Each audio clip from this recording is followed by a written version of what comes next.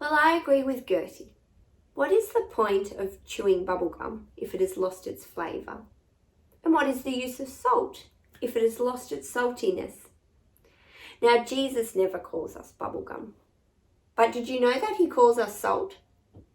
In Matthew 5:13, it says, "You are the salt of the earth." What Jesus is doing is that he's giving us an image of what the believer's life should look like. Just like salt can add flavour to chips and salt can add flavour to food, we are called to add flavour to this world. And you might say, well, Liz, what does a salty lifestyle look like? And Jesus tells us earlier in the chapter, he says we act different than the world. And so our saltiness is that we mourn over sin. We are meek before a holy God. We hunger and thirst for God's righteousness. We are merciful, pure in heart, and peacemakers. This is the flavour we are to add to our world. Whether you like it or not, you're influencing the world around you.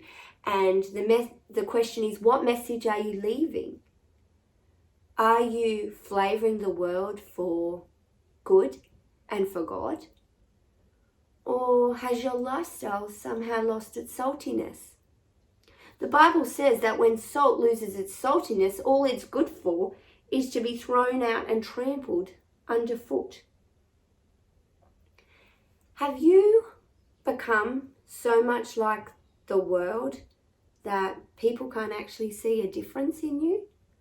Or do you love the things of this world so much that you choose those things rather than the lifestyle of a believer? We are to add flavour by living a lifestyle pleasing to God. And I'm not going to lie, our salty life makes us different from the world, and some people don't like it. And we could be persecuted for our lifestyle.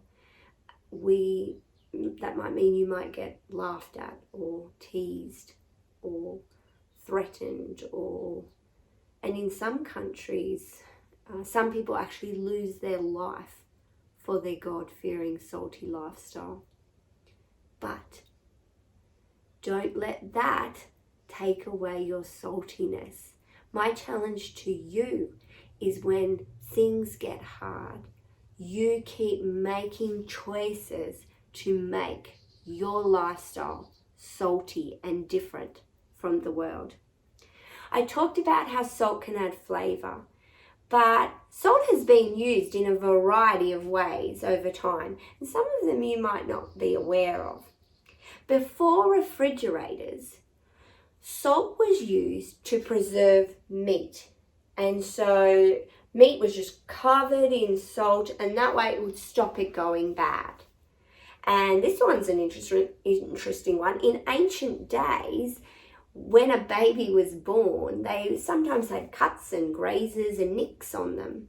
And what they would do is they would bath the baby in salt or cover the newborn in salt so that the nicks would heal. Jesus knows about all the properties of salt.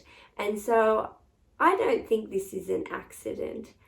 I think, yes, he does call us the salt of the earth to flavour the earth, but I think he also wants us to be the salt of the earth to preserve and to heal. And what that means is we know in our dark and corrupt world that we can preserve it by keeping to God's standard and telling people about God's standard. And we can heal the world by showing them God's truth and God's love and God's goodness. Now, when salt gets put on a cut, it stings. But we do it because we know that it's going to promote healing. It's sometimes the same with us. Our saltiness might cause a bit of a sting in people. People don't like to be called sinners. People don't want to know that there's God's punishment and God's wrath. And some won't believe. But for others, what the sting does is that it then opens their eyes. And it's no longer salt. It actually turns into honey that is going to heal their souls and restore a relationship with Jesus Christ. I am salt. You are salt.